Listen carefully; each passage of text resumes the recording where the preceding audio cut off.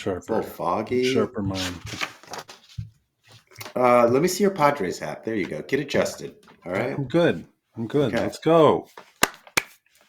I was at a music festival this past weekend. Yes. And at music festivals, there's different levels to the musical experience. You got GA, there's GA plus, there's VIP, there's captains. And each level unlocks new access and new privilege.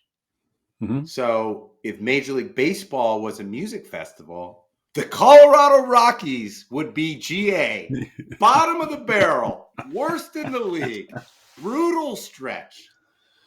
They have no access to the playoffs this year and no postseason privileges. So we're going to kick this show off right now. Aaron Judge versus the Colorado Rockies.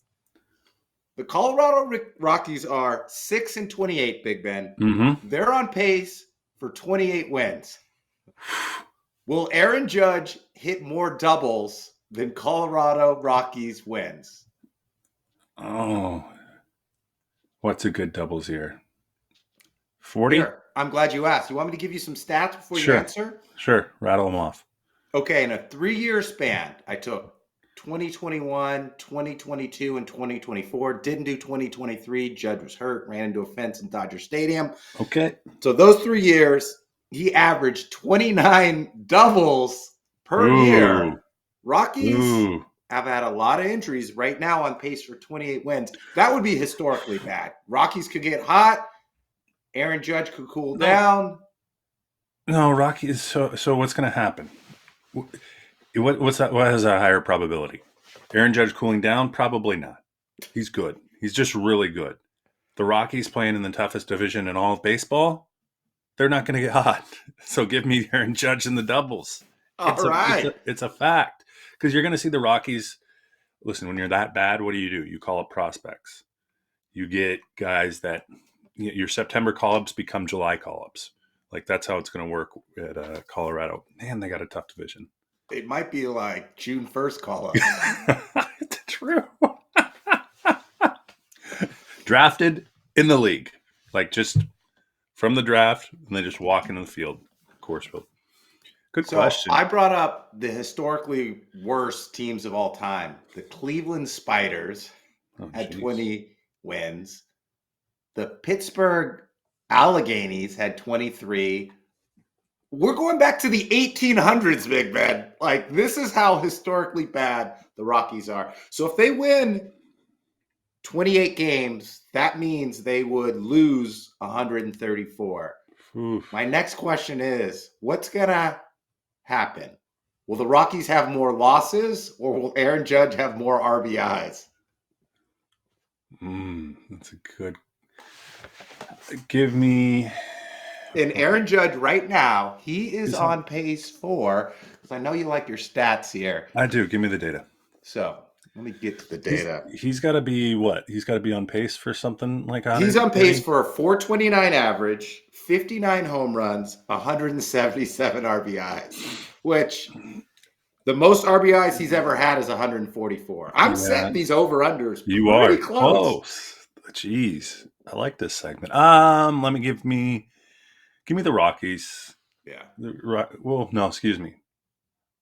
Give me Judge with more RBIs than losses. Ooh, wow. Okay. Yeah, I don't know. I don't see. But they might pitch away from Judge. I don't know. I'll take the push. Can I take a push? That's fair. Take the sum equal.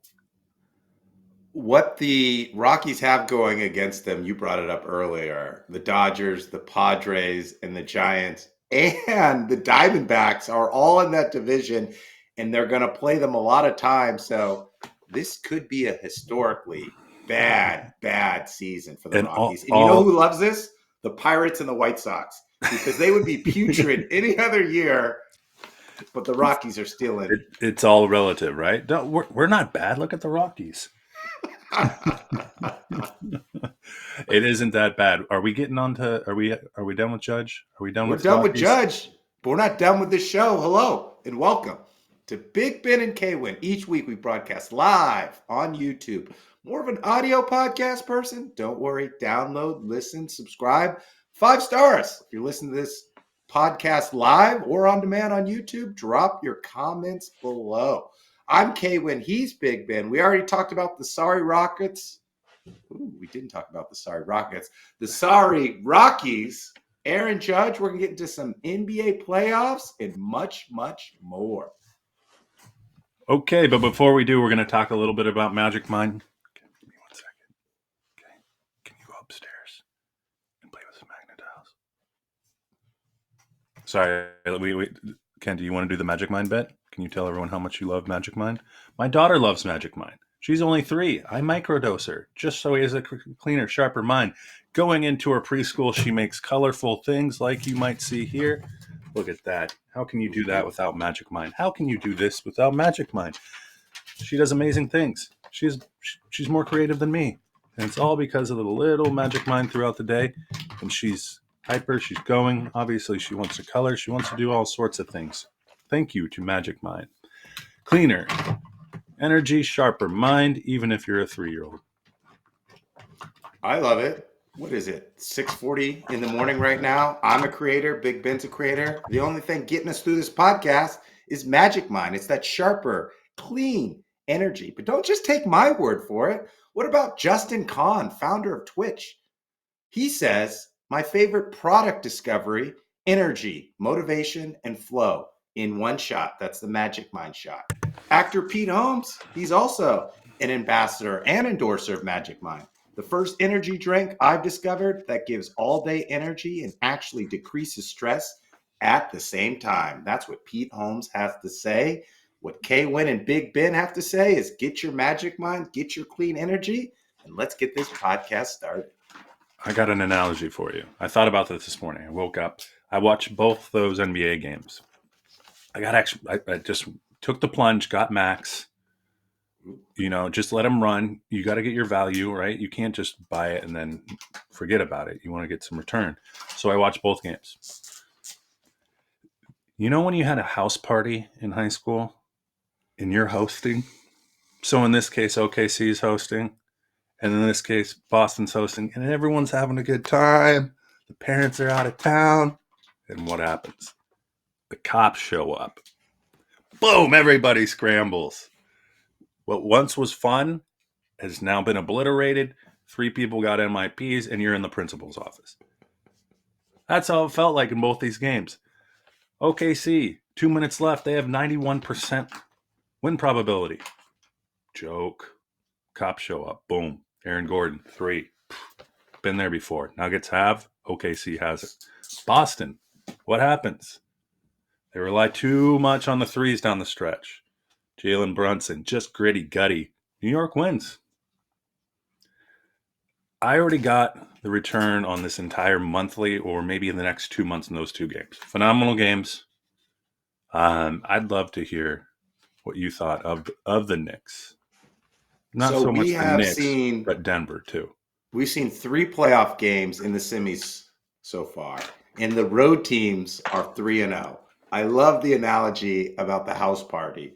I would say the parents just came home too early in the OKC game. Mm-hmm. Aaron Gordon and Jokic against the younger OKC players. OKC played the end of the game not to lose. Yep. Like they were fouling early, which I guess it would make sense for most teams, but Denver historically this year is a very bad 3-point shooting team, and OKC is one of the greatest defensive teams this year, and we've seen in the last 10 years, so I'm surprised they chose to foul and not play it out. But the biggest thing that I saw is Alex Caruso was the number 2 scorer for OKC. He got hot, he played well, but that's where it's got to be Jalen, or it's got to be Chet, or it's got to be the coach drawing up something different, because all Denver did was blitz Shea and say Shea is not going to beat us. Kind of like what the Rockets did to the Warriors, like Steph is not going to beat us. So that second, third scorer can't be Alex Caruso. It's got to be Chet. It's got to be J-Dub. I think they had a down game. I think they'll be back. But it did concern me just a little bit. That house party ended a little too early and not with happiness for the people who threw the house party. Well, you saw the entire, like OKC was in those black shirts. Like everyone had it on. Like not a person in the arena that did not have one on. Here's a few other things. Jalen Williams shot 5 of 20. Probably the worst he shot all season. I think that's due to the playoffs. I don't know if you ever played in state basketball, but in high school where you go play at specific places and you'd already played there before, similar team, similar competition, like nothing was out of. You go to state and it's like, everything's kind of out of context because the court's in the middle Stadium's of a bigger, the dome. court's Yeah, different, the locker exactly. room's Yes, different. yes. You're like, what's going on out here? That's how it felt to me with Jalen Williams and Chet. Like they just weren't comfortable in the spotlight in that environment where you had Aaron Gordon, Jokic, Murray, all those guys that had been there before. And I think you're right down the stretch. Like that was the first time the Thunder had actually probably been in that situation in a while, right? Where you're up on a team and the narrative now with the Nuggets is that firing was genius, right? Malone's out. You got some guy. That guy looked like I don't want to be derogatory, but he doesn't look like an NBA coach, right? Every time they show him, I'm like, why are they showing a fan? Yeah, exactly. This guy looks like he's. But what I saw is OKC played Memphis in the first round. They blew them out. They swept them. Denver was in tight games against the Clippers. And it just showed down the stretch. They didn't panic. They were calm. And what concerns me a little bit about OKC, it's battle of the MVPs. It's Shea versus Jokic. With Shea, he's outside. He's on the perimeter. He's got to weave his way to the hoop or shoot a three, contested. With Jokic, it's the Murray-Jokic pick and roll. Yep. I'm going to clear everyone out, and I'm going to back my guy into the free throw line and shoot over him or get my way to the basket. And he had, 42 points, 22 rebounds, 6 assists, and it was a masterpiece down the stretch. And if you're OKC, you got to get out and run. You got to do your thing, and you've got to put away Denver early because if it's a tight game, you're not stopping Jokic in the stretch. At times, that game looked like Pamplona. Have you ever been to Pamplona running the Bulls? I haven't. Oh, so this is what it looks like in the arena, and this is what it felt like with Jokic. Jokic's a bull, and other guys are like, trying to guard him, but getting out of the way. Caruso got bullied, just at times. Anyone that tried to body up Jokic, it was like you needed 4 people to stop him from getting to the hoop, and that's still not enough. It's still not enough, and so you got it like Hartenstein. I don't know what you're gonna do, right? If you're OKC, you got to come up with a better strategy. Michael Porter Jr. got going a little bit too. The Nuggets, everyone slept on them just because of what was going on. But I think OKC still wins this series, but I think it's in 6 or 7. I think OKC will make some adjustments. What concerns me about Denver is Michael Porter Jr. is playing with one shoulder. True. So he's not playing. You're playing Westbrook a lot. There's just not a lot of spacing. And Murray is great, but is he bubble Murray or is he out of shape Murray from earlier in this year? Jokic can't score. Well, he can score 40 every night, but I think the others around him aren't going to have that big of an impact. And I think OKC wins it with their depth and their defense. In how many games? I'll go 6. 6? Yeah. You're wrong. Whoa! Yes, here's why you're wrong.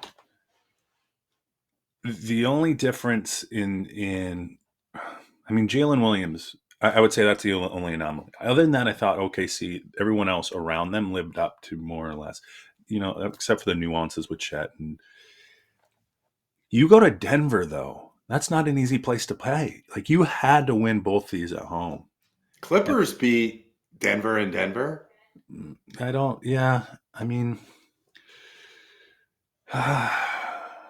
I still say it's going to 7. I think it's going to 7. And you see a game just like we saw in game 1 happen in game 7 and the Nuggets win. All right. That's what I got for you. Okay. That's what I got. Talking Celtics Knicks, or you want to go Warriors? Oh, no, let's go Warriors. Give me Warriors T-Wolves. I have size and Steph. The Rockets, with the double big lineup, Adams and Şengün, gave the Warriors trouble. Well, here comes the Minnesota Timberwolves with Rudy Gobert, Jaden McDaniels, Randall, Naz Reid. There's going to be a lot of size and rebounding available for the Nuggets. Excuse me, the T-Wolves. Steph, the Rockets could have got busted for like 3 or 4 felonies in that league off the ball for the holding, the grabbing, and the pulling of Steph that the refs just did not call. So it'll be interesting to see if Minnesota is going to say, like, hey, we're going to be physical with him off the ball and hold him and see if we call it. Because if that happens, then Buddy Hield's got to step up or Pods has to step up. They need that third scorer. I mean, Jimmy, it's playoff Jimmy. He's going to get you 23, 6 rebounds, 7 assists. Dre's going to play defense. But if they're going to hold Steph and just say, we're not going to let you beat us, then Buddy and or Pods has to step up. I really wanted the Rockets to win that series for whatever reason. Yes, I don't know. It's kind of like you done with the Warriors? It played out. Like you want something new, right? You want something new, and OKC's a little new, but the Rockets are new. Like I like Thompson a lot. I like Sengun, Jalen Green. Like they're just an exciting team to watch. Like the Pistons got bounced, but for all intents and purposes, I liked watching the Pistons. They're gritty. But yeah, Steph, I don't know. He's good. I like what you had to say about if they're just going to hold him, like the best player. Like that's your strategy. Sure. But I heard a sports counselor or sports broadcaster say, they don't let other teams hit Patrick Mahomes or Brady, right? Like it just doesn't happen. But the NBA refs let other teams just manhandle Steph constantly off the ball. And it's wild that they don't protect a superstar. How much of that is like, so regular season, that might get called, right? Like, okay, let's keep everyone, we can't get anyone hurt, but playoff basketball, I mean, some of these, like, look what happened in that Knicks Pistons series where like there should have been, I think it was Tim Hardaway Jr. should have got a foul call and didn't. There's a lot of swallowing the whistle is like a fact, these playoffs. Like, and Steph Curry, I think he's a good actor. You might see him in Hollywood after his career's over. Like, let's be honest. Like, and he's not I don't want to call him soft, but I mean, I don't. Maybe he is a little soft. I mean, Whoa. I hope you listen to this podcast. Listen, Steph Curry does not embody just toughness. Yes, he does. No, he doesn't. He's playing with like a broken thumb. Exactly. My point. Broken. But how did they break his thumb? The opposing defense. Think someone ranked Dylan Brooks. That? He embodies toughness. Like you can't be a 4-time NBA champion. You can't have overcome ankle injuries or come this far without being tough. What I think he doesn't do is he's not demonstrative like Luka or Ant or LeBron or Tatum, and that's probably why he doesn't get all these calls. That could be fair. You're saying that he has an equal reaction to whereas others might be a little more profound. Yeah. And that's why they get calls. Maybe he won't end up in Hollywood. Here's what I think. Who's going to win the series? Jimmy Butler, like the lore around Jimmy Butler, playoff Jimmy, is the story is going to be written in this series. Because you're right. It's going to be, Jimmy, we need you to take the lead horse, put on the armor, and lead us into battle here. Who wins the series?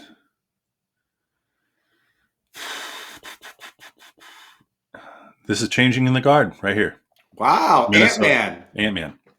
Changing the guard. Like if that's the opportunity, in one series you have like, okay, Shai, MVP kind of battle. Here you have, is Ant going to take the next step?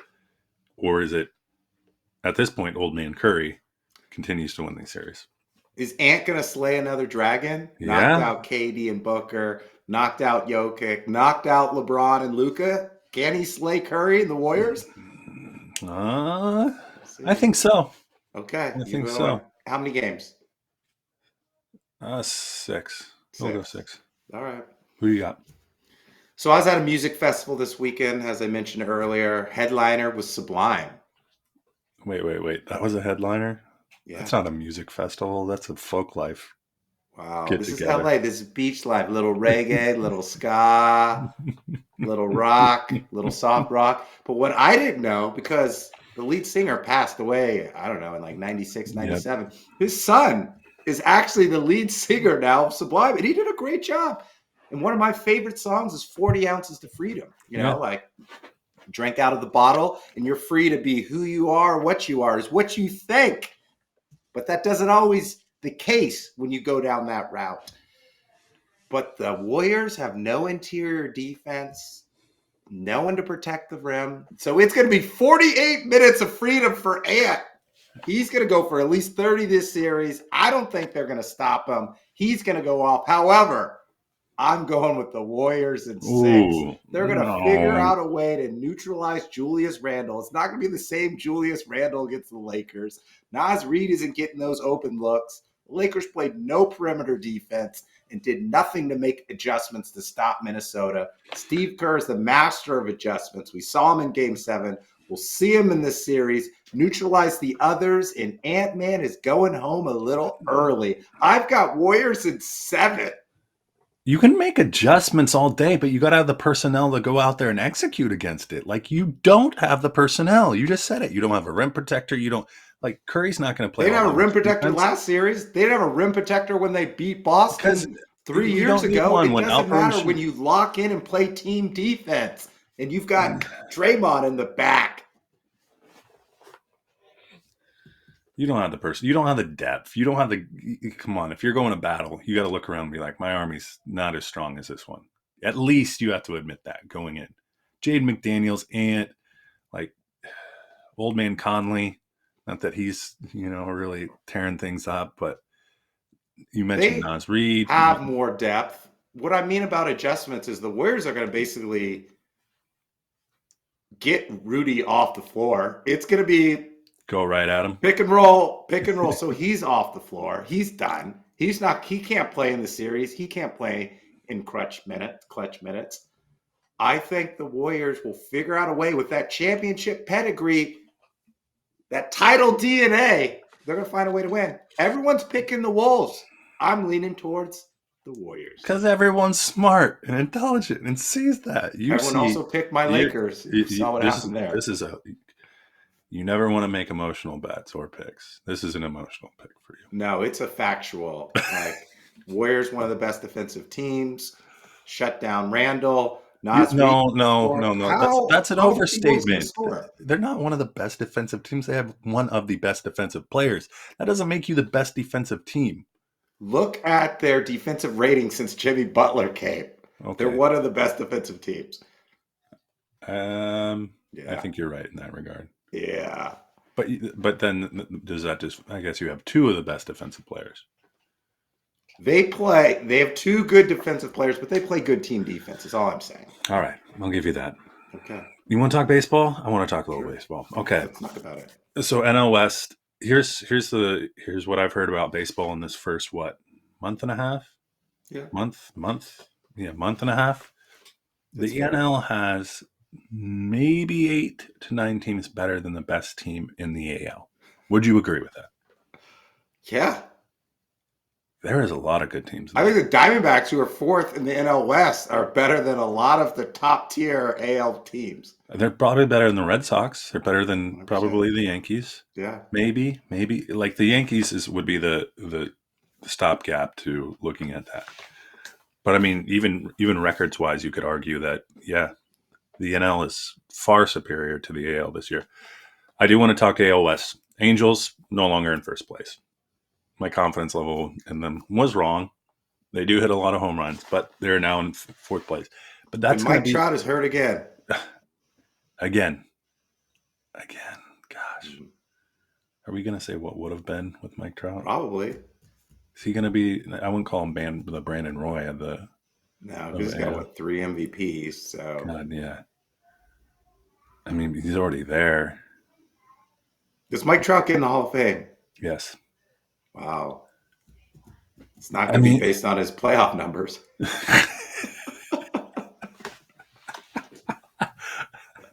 so the Angels are done. Done. The AL West done. The A's. I watched the Mariners and A's last night. The A's have this like pesky little, again, good team. They have like they called up prospects that were drafted last year already. They're already in the lineup. They're already producing. The Rangers have a good pitching staff. They have a good lineup. See if Seager stays healthy, they're good. Simeon. Mariners are somehow leading. Like I feel like we watched the Kentucky Derby, right? Mm-hmm. It's early in the race. You don't know what's going on. Like all the horses are bundled together. It's like you can't tell who's nose or you have no idea.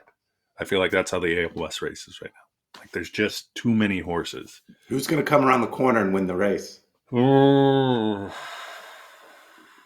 if I was a betting man, Texas. Just because they've been there before. They've won a World Series recently. There's a little more mojo. And that you look at, we have a text thread. It's called Mariner Softcore Porn, if I could say that. Sure. Just because that's what the Mariners sometimes feels like. But the discussion on that has been, we have way too many guys playing way beyond their means. So Like you're hitting this year. We're hitting, and we don't know how. I think Polanco's on some sort of roids. Like they're not playing him enough for there to be a whistleblower. They're like, we're only going to put him out there and he's just raking. Luis Rivas, never heard of him. He's hitting 300. Like there's just like these things can't continue to happen in a way. So we'll see. It all evens out. It does in the end. It does. But do they have enough pitching and defense to stay in the wild card hunt? Yeah, if Williamson continues to play like, and then we got Kirby coming back, yeah, we'll be around.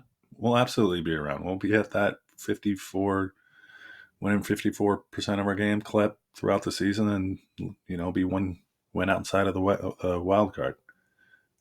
I don't see anything different from. But isn't that a successful season for the Mariners to get to the playoffs?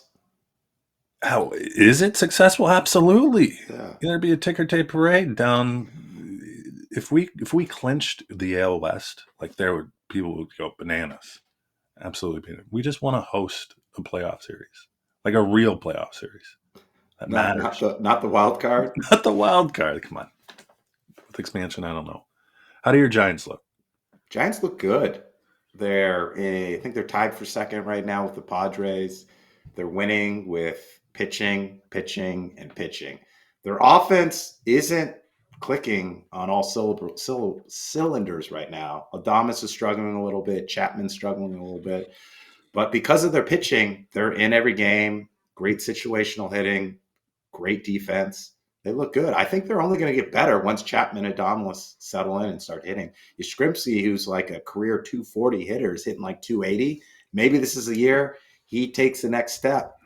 And Eliot Ramos, he was one of the game's best hitters down the stretch last year. He's hitting around 240. So nothing but upside for the Giants here. They've got the culture. They've got the pitching.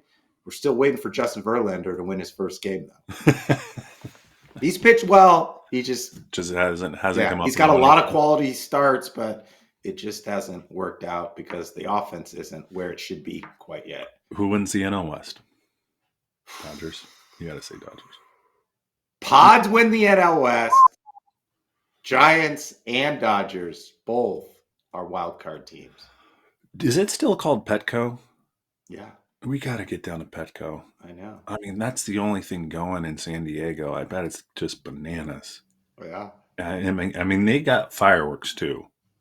Like they got mortars. They got an impressive team, top to bottom. I know. They were close last year. They've got great pitching as well. Tatis is playing at an MVP level. Jackson Merrill hurt. They're still winning. He'll be back in the lineup. Machado. Whew. Be good. Great time to be a Padres fan. Go Pods. And a Warriors fan. Oh, to Jen. And a Warriors fan. All right, so to recap. I got Nuggets. Yeah. You got Thunder. Yeah. I got the Timberwolves You got Warriors. Yeah. You want to call the East? I was going to sing another Sublime song. Do it. Santeria, I I looked it don't up. practice Santeria, Santeria. it's an Ain't got no crystal Afro-Cuban ball. religion. And I don't practice Santeria. I don't have a crystal ball. But if I had $1 million, I'd bet it all on the Celtics. Back-to-back winners. Celtics. I don't care about this game one. It was a historically bad three-point shooting night. I know. 45 bricks? You throw up 45 threes Porzingis that do didn't not play count. the whole game. He was He didn't. hurt.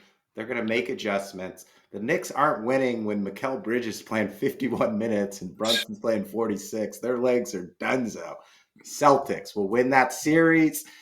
Cavs, they look a little banged up. Look out for my Pacers. Halliburton. Nimhard, big game. Zags alum. Let's go. All right, let's get out of here, too.